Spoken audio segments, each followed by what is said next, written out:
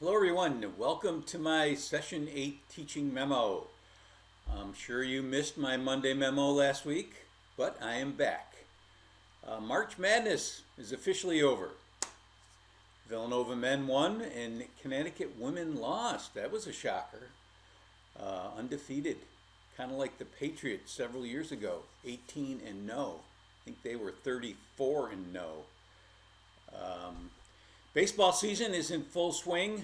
The Red Sox got off to a good start, winning 8 games in a row. The Yanks had some bullpen issues and are not getting results from those two big guys, Stanton and Judge. We will see what happens. They are coming to town Tuesday, tomorrow. Sox and Yankees renew their rivalry. The Mets look like a contender this year. Oh, they're off to a 6-1 start. Oh my! Dr. Laura was off the week before the holidays.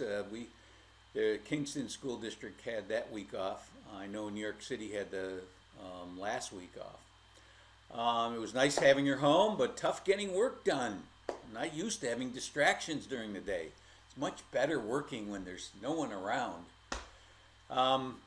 I think spring might be coming this weekend. Let's hope so. Temperatures are predicted to be in the 70s. I'm excited. Every morning wake up, it's 26 degrees. It's just like it was all winter. So hopefully that will be gone for good. Okay, little housekeeping. This past session you needed to take your learning targets and create your selective response test.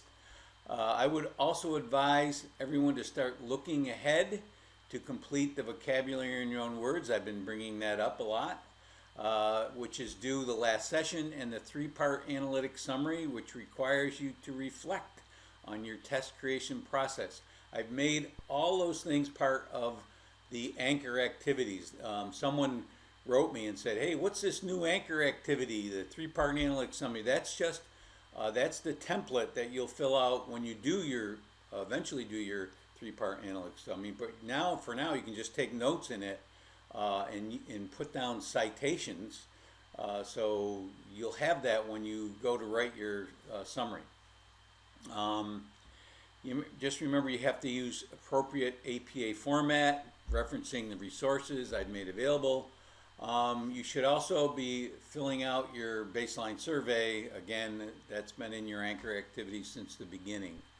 There are only 4 weeks left in the semester, so we're heading for the end. I'm always concerned about people not participating in the group process.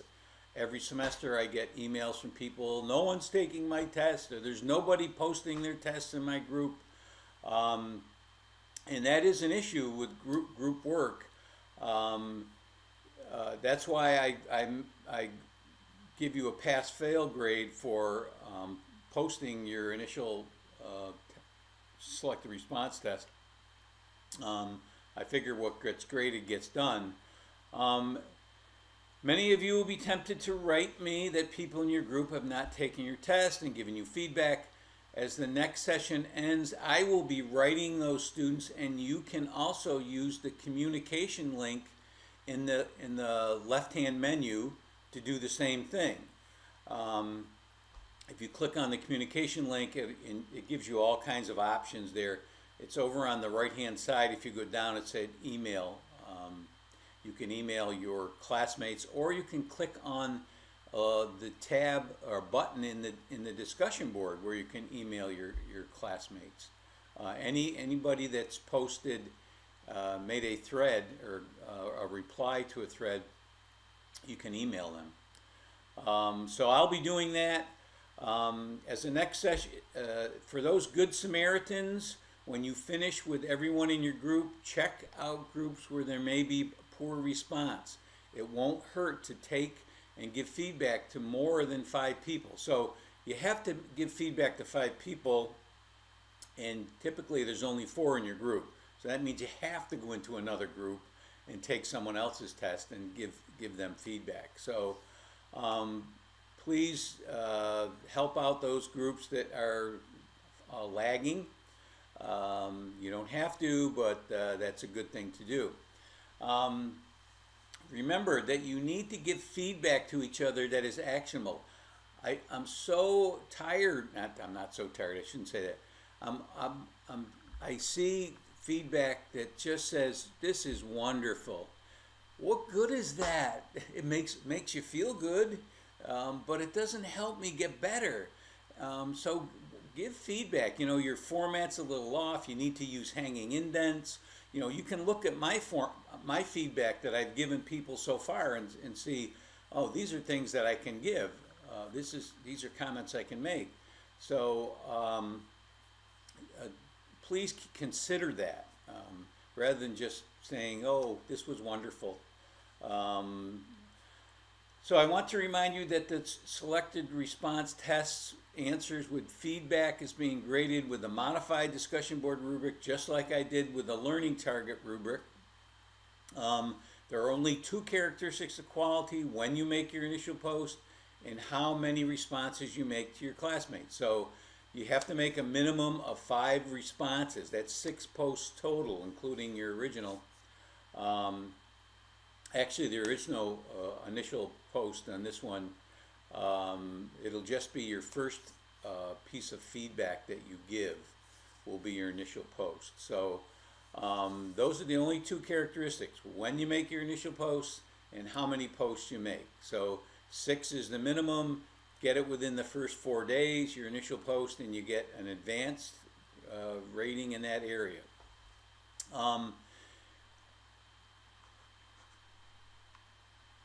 I've graded your learning targets discussion board and given you pass-fail for posting your initial SR test, select response test.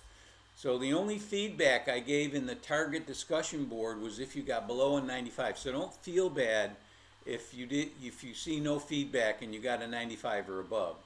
I didn't need to give you feedback because you got an A or an A plus. Session 8. In this session, you began the test creation process. Most everyone followed my instructions to just post your first draft in the discussion board and your answers with feedback in the second discussion board. I haven't seen any answers and feedback yet, but I have given feedback and posted it in the second discussion board, the answers with feedback discussion board. Those who those who didn't shall remain nameless, and that's most of you. So you'll all remain nameless. It appears that many of you didn't read the item writing guidelines in Chapui et al., in Popham, or in Clay. Is this a trick question? There are guidelines for, especially with your fill in the blanks. Some of you had 3 or 4 blanks. You should only have 1, and it should be located at or near the end of the sentence. So those guidelines are in the 3 texts that tell you how to write items. Just winging it is not going to, you're going to have a lot of feedback from me. And I get a little frustrated when I'm giving the same feedback all the time. You're not using, one of the main things, and I mentioned this in my test creation video, is hanging indents. Use the numbering option that's in the home menu to number your questions and to number your answer choices. Use capital letters in your answer choices. They're easier to distinguish than your lowercase a, b, c, or d, and et cetera, et cetera. So there's a lot of things that, a lot of feedback I'm giving people, and I'm repeating it. People are still struggling with making targets specific and measurable. Remember, you are creating them as if you were teaching the information in the textbooks. Filling out matching questions is not something you would teach. Teaching how to fill in the blanks is not something you would teach. That's an assessment activity. So use the verbs that I posted. Many of you wrote reasoning questions, mostly depicting a teaching scenario and asking your classmates or candidates to evaluate using a specific set of rubrics. Remember, if you do that, tell the candidate which rubric to use. There are 18 of them. This is an open book. All your tests are open book, so make sure you tell them what rubric to use. Um, there are other ways to write reasoning questions as well, but for now it's important that you know that it can be done. It dispels the myth that selected response tests only assess memorization. I was hoping to create a quiz for the performance-based assessment unit, but it did not happen. I'm sure you're all upset about that. I started just like you did. I listed my targets at the top. I took notes on the chapters, highlighting information that relates to the targets, and I just ran out of time. I even had a week off to do it. I'm ready to write the questions, but unless you take my course again next semester, you won't get this quiz.